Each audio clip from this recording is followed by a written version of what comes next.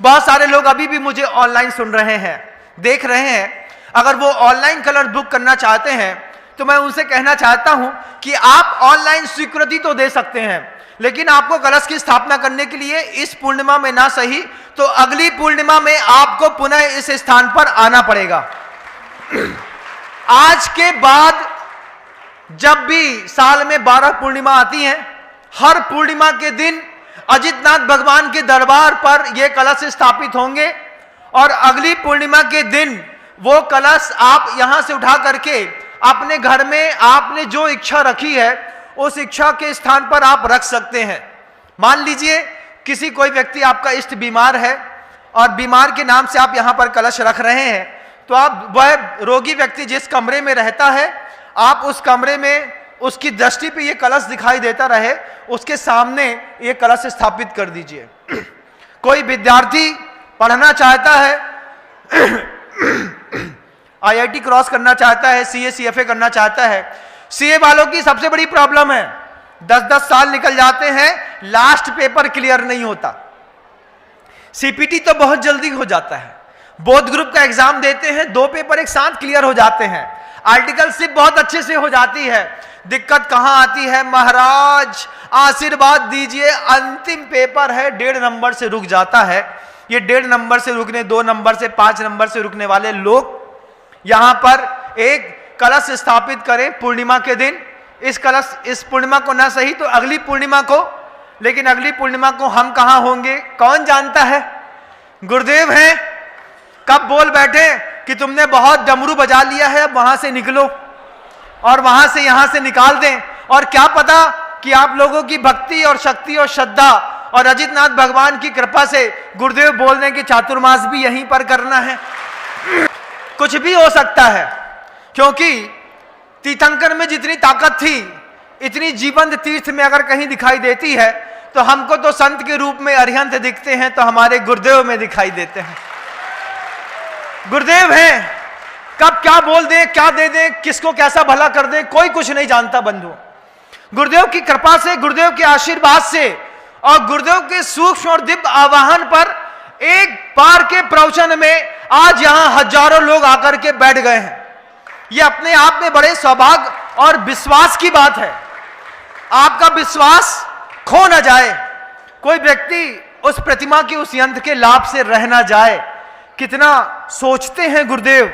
मैंने कहा गुरुदेव ऐसा ऐसा इतिहास है, तो गुरुदेव ने कहा मुझे तो बता दिया, जनता को भी तो बताओ कि ऐसा इतिहास है, तुम लोग कलश की स्थापना करो। तब जाकर के गुरुदेव ने वहां से ब्रह्मचारी अशोक भैया को, नितिन भैया को, दीपक भैया को बोला कि जाओ बिनम सागर वहां पे कलश की स्थापना कर रहे हैं, उसका सहयोग करो। और गुरुदेव के भेजे हुए ये 3 देवदूत बन करके आपकी कलश स्थापना करने के लिए यहां पर आकर के खड़े हो गए। मैं बुलाता तो अभी बोल देते फलानी जगह वेदी प्रतिष्ठा है, फलानी जगह पंच कल्याणक है। महाराज समय नहीं मिलेगा। गुरुदेव उसके पास से जैसे नितिन भैया वहां पे जाके बैठे, नितिन भैया से गुरुदेव ने खुद चला करके कहा कि बंधा जी जाना है तुमको और बंधा जी में बंद करके रहना पड़ता है। बोलो नितिन भैया, बोला कि नहीं बोला? यही शब्द बोले कि जाओ बंधा जी में, वहां नम्र बैठा है, उसका कोई काम है, करना है और सबको लाभ मिलना चाहिए। आपके हाथ में अभी लोटा है बंधुओं, वो लोटा आप जंगल जाने में भी यूज कर सकते हैं, पानी पीने में भी यूज कर सकते हैं, किसी को मारने में भी यूज कर सकते हैं। लेकिन जब ये तीनों देवदूत यहां पर खड़े होकर के मंत्र का उच्चारण करेंगे, ये आपका लोटा आपके हाथ से देखते देखते उस महाराज छत्रसाल की ताकत वाले कलश के रूप में परिवर्तित हो जाएगा। उसके बाद जब आप मुनि श्री निर्मल सागर जी महाराज, मुनि श्री निस्वास सागर जी महाराज, मुनि श्री निसर्ग सागर जी महाराज, मुनि श्री समर सागर जी महाराज अपने पवित्रतम हाथों से जब इस कलश को स्थापित मंत्रित करने के बाद स्वयं अपने हाथों से जिनेंद्र भगवान की, उस अक्षयकारी जितना भगवान की प्रतिमा से स्पर्शित करा करके आपके हाथों में देंगे, आप बगल में स्थापित कलश मंदिर में अपने कलश की स्थापना करेंगे। 1 महीने की आपको प्रतीक्षा रहेगी। 1 महीने तक आपको घर के अंदर भी बैठ करके कुछ करना है। आपको प्रतिदिन ओम ह्रीम श्री अजितनाथ जिनेन्द्राय नमो नमः की माला 3 मालाएं सुबह सुबह आपको देनी है अपने घर पे। कलश स्थापना के साथ साथ आपको सप्त व्यसन का त्याग भी करना है। 7 व्यसनों में रात्रि भोजन नहीं आता, इतना मैं आपको बता सकता हूं, लेकिन शराब आती है, मांस मदिरा मधु आता है, परस्त्री सेवन आता है, जुआ खेलना आता है, शिकार खेलना आता है, रात्रि भोजन नहीं आता। तो महाराज रात्रि भोजन कर सकते हैं? ये बात मैं नहीं बोल रहा हूं, मैं ये बोल रहा हूं कि रात्रि भोजन सप्त व्यसन में नहीं आता है। सप्त व्यसन में ये मांस मदिरा मधु, इसके साथ चोरी करना, शिकार करना, जुआ खेलना, परस्त्री सेवन करना, इस तरीके के प्रकल्प हैं। 7 व्यसन का त्याग करके 3 माला आपको घर के अंदर भी प्रतिदिन फेरनी है। आप श्रद्धा और अनुभूति और शब्दों का खेल देखिए। महाराष्ट्र के नांदेड़ गांव से एक सज्जन अकेले आए हैं, अपनी पत्नी को साथ में लेकर के आए हैं। थोड़ा खड़े हो जाएंगे और कैमरा वाले थोड़ा सा उनको दिखाएंगे तो मुझे अच्छा लगेगा। गुरुदेव के शब्दों पे क्या आस्था है कि दंपति ने अकेले 55 कलश की यहां पर आकर के स्थापना करी है। आप उनका चेहरा देखिए, आप उनके सामने रखे हुए उन लोटों को देखिए जो अपने हाथ से वो कलशों में परिवर्तित करेंगे। आस्था का कितना बड़ा खेल है।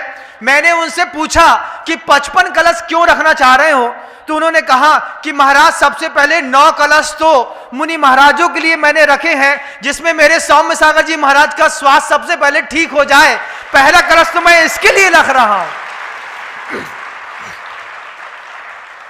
क्या महिमा है सावक के अंदर, क्या साधुता है, किस तरीके का दिल लेकर के वो पैदा किया है कि अपनी पत्नी, अपने परिवार, अपने पुत्र का पालन पोषण तो बाद में करूंगा, सबसे पहले मेरे इस संस्कृति के महान उन्नायक मेरे साधु संत सुरक्षित रहें। पहला कलश उन्होंने मुनिराज श्री सौम्य सागर जी के नाम पे रखा। दूसरा कलश, उन सावक से मैंने बोला कि दूसरा कलश किसके नाम पे रखा है, तो वो बोल बैठे कि महाराज अभी अभी मुनिराज श्री आनंद सागर जी महाराज के शरीर में शारीरिक पीड़ा हुई है, दूसरा कलश मैं आनंद सागर जी मुनि महाराज के नाम पर रखना चाहता हूं। आप सावक की भावना देखिए बंधुओं, मैं तो सुनकर के मेरी आंख से आंसू आ जाता है। धन्य है ऐसे लोग जो इस तरीके का सोचते हैं, धन्य है ऐसे लोग। मैंने पूछा, बैठे थे शाम को, मैंने पूछा तीसरा कलश क्या करना है। मैंने कहा महाराज जितने भी मुनि महाराज हैं नए क्षुल्लक बने, नए क्षुल्लक महाराज जी लोगों को बहुत अंतराय आता है, किसी भी साधु को अंतराय ना आए, इसलिए मैंने तीसरा कलश रखा। आप कम से कम ताली बजा करके उनके पुण्य की अनुमोदना तो अच्छे से कर सकते हैं।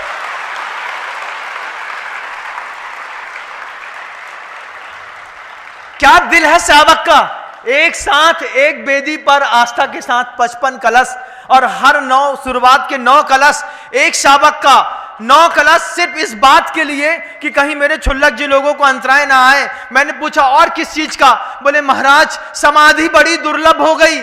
साधु समाधि शब्दों में पढ़ते थे, समाधि बड़ी दुर्लभ हो गई महाराज, मेरे परिवार की और मेरे पूरे साधु वर्गों की समाधि निर्दोष रूप से हो सके, इसलिए समाधि का कलश रखा। दुनिया में कितने सारे लोग अन्य देवी देवताओं को, रागी देशी देवताओं के सामने हिंसा करते हैं, वो हिंसा ना करे, इस तरीके की दर्शन विशुद्धि की भावना के साथ उस व्यक्ति ने 5वां कलश रखा। बंधुओं, कलश तो आप लोग भी रख रहे हैं, कलश तो आपके हाथों में भी है। हर कलश की अलग अलग राशि दी उसने, हर कलश की राशि, हमने कहा एक भावना के साथ मैं ही रखवा देता हूं आपका कलश। बोले नहीं महाराज, मैंने बहुत पुरुषार्थ करके पैसा कमाया है, मेरा लड़का पूरे महाराष्ट्र में बहुत बड़ा बिल्डर है, कॉलोनी काटता है, जमीनें बेचता है। अरे इस दिन काम नहीं आएगा साधु समाधि के दिन, तो मेरा पैसा किस दिन काम आएगा। साधना का अभूतपूर्व परचम है ये नांदेड़ के वो श्रावक। आज भी उनका पुत्र अभी वहां YouTube के माध्यम से वहां पे मुझे देख करके सुन रहा है और सामने वो दिखाई भी दे रहा है। मैंने इनसे कहा कि कुछ बड़ा काम करना है, इनने कह दिया महाराज आप आदेश करिएगा, बस इन कलश को रख करके आया और आप जो बोलेंगे वो अजितनाथ भगवान के लिए मैं करने के लिए तैयार हूं। ये वैभव है, ये लोगों का वैभव। बैठ जाएं आप, बैठ जाएं। आप सोचिए कि शुरुआत के 9 कलशों में एक भी अपनी कोई कामना नहीं, शुरुआत के 9 कलशों में एक भी तरीके में अपने परिवार के, पुत्र के, संपत्ति के लिए कोई भावना नहीं। सिर्फ किस लिए कि 9 कलश देव, शास्त्र, गुरु, आचार, परमेष्टि, इन सबको समर्पित होकर के 9 कलश, उसके बाद एक एक भावनाएं रखी उनने अपने परिवार की। महाराज बच्चे को पढ़ना है इसलिए एक कलश रखा, दुकान चले तो एक कलश रखा। हमने कहा ये तो आपकी सांसारिक भावनाएं हैं, लेकिन मैं अभिभूत हुआ इस बात से कि शुरुआत के 9 कलशों में सिर्फ और सिर्फ देव, शास्त्र और गुरु।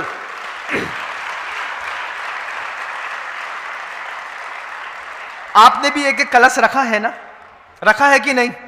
बोला हाँ महाराज रखा तो है। हाथ उठा के थोड़ा दिखाइए भैया, कितने लोगों ने कलश नहीं रखा है? थोड़ा हाथ उठा के बता दो।